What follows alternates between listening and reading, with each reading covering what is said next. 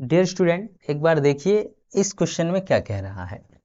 किराए पर पुस्तकें देने वाले किसी पुस्तकालय का प्रथम 3 दिनों का एक नियत किराया तथा उसके बाद प्रत्येक अतिरिक्त दिन का अलग किराया है। सरिता ने 7 दिनों तक एक पुस्तक रखने के लिए 27 रुपया अदा किया, जबकि सूसी ने एक पुस्तक 5 दिनों तक रखने के लिए 21 रुपया अदा किया। तो नियत किराया तथा प्रत्येक अतिरिक्त दिन का किराया ज्ञात कीजिए। इंग्लिश में है, A lending library has a fixed charge for the first 3 days and an additional charge for each day thereafter. Sarita paid 27 for a book kept for 7 days, while Susie paid 21 for the book she kept for 5 days.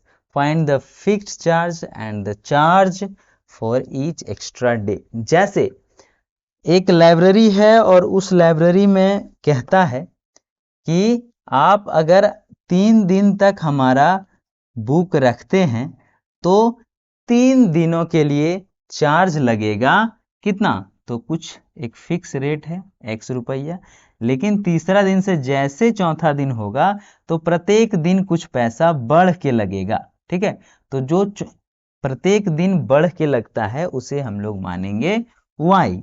जैसे लिखेंगे late charge of या फिर fixed charge जो 3 दिन के लिए है is x। Fixed charge कितना है x, और एंड आफ्टर 3 डेज या फिर पर डे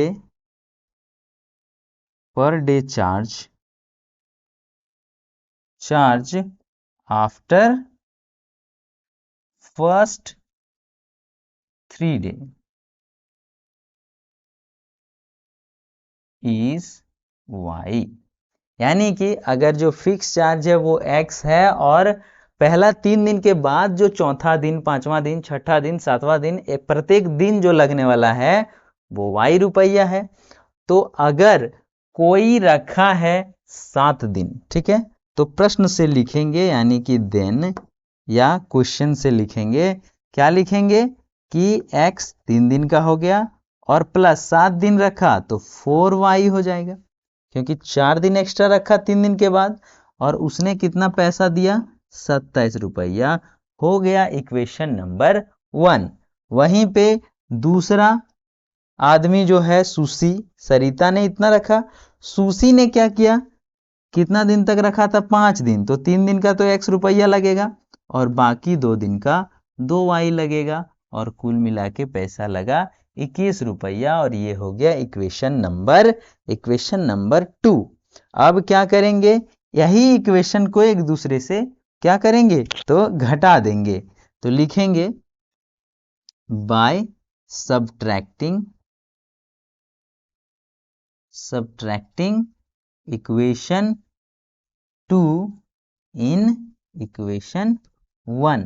जब दूसरे में से पहला घटाएंगे तो क्या मिलेगा, हमें क्या मिलेगा, देखिए यहाँ पे लिखते हैं, यहाँ पे लिखते हैं x प्लस 4y बराबर 27, ठीक है, इक्वल टू 27, और वहीं पे x plus 2y is equal to 21।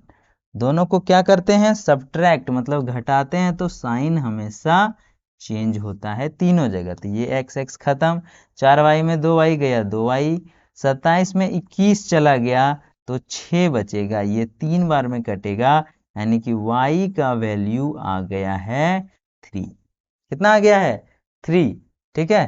तो यहाँ पे लिखेंगे पुट द वैल्यू ऑफ, या फिर putting the value of y in equation, कौन से इक्वेशन में वैल्यू रखना है, तो एक ही में रख देते हैं, 1 में ही रखते हैं। तो 1 में क्या आ जाएगा, तो x प्लस 4y और y का वैल्यू है 3 is equal to 27। x is equal to 4×3 12, 27 में, और ये 12 उधर जाएगा तो घट जाएगा, यानी कि x बराबर हो जाएगा 15 रुपया। ठीक है, तो 3 दिन का चार्ज है 15 रुपया, और जैसे चौथा दिन जाएगा तो 3 और 18, फिर 5वां दिन जाएगा तो 21। देखिए 5 दिन के लिए 21 रुपया दिया, तो लिखेंगे hence fixed charge is Rs15।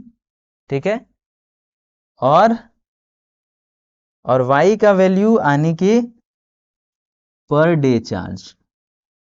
ठीक है, पर डे चार्ज कितना है, तो Rs3। ठीक है, दिख रहा होगा।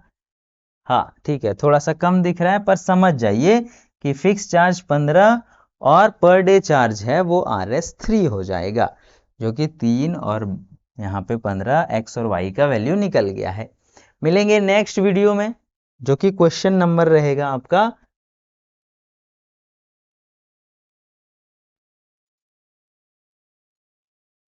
अच्छा, ये खत्म हो गया है। ठीक है, तो ये 5वां क्वेश्चन था और लास्ट क्वेश्चन था एक्सरसाइज 3.1, ये 3.3 का।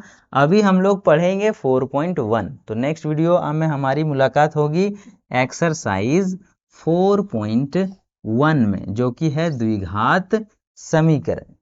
तो अगर आप चैनल में नए हैं तो सब्सक्राइब करें, वीडियो अच्छा लगा हो तो लाइक करें और बेल आइकन भी प्रेस करें। मिलते हैं एक्सरसाइज 4.1 में, तब तक के लिए टाटा बाय बाय।